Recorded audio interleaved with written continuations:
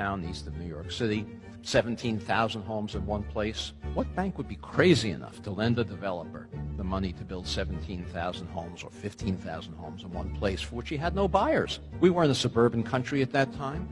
People thought the whole idea was lunacy. Who's going to want to live in a single-family home when they can live in the city instead? Any of these developers, the only way they could get the capital to build these giant subdivisions was by going to the Federal Housing Administration, submitting their plans for the development for approval of the construction materials they were going to use, the architectural design, the layout of the streets in the subdivision, and an explicit commitment not to sell a home to an African American, required by the Federal Housing Administration.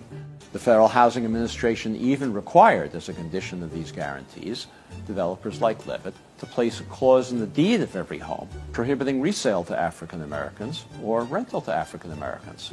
These deeds still exist in these homes today. They're no longer enforced, no longer enforceable, but they're still there. What was the consequence of this? Well, those homes in those days, in all of these suburbs, they sold for $10,000 or less, $8,000, $9,000 a piece. In today's money, that's less than $100,000, probably $90,000. African Americans who were prohibited, not that they didn't want to, not because they didn't like living among whites, they were prohibited from moving into these suburbs, and they could easily afford to do so. Any working class family can afford to buy a home for $90,000, roughly twice national median income.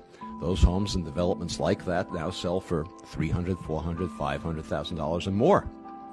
The white families over the next couple of generations gained, you can do the arithmetic, $200,000, $300,000, $400,000, $500,000 in equity.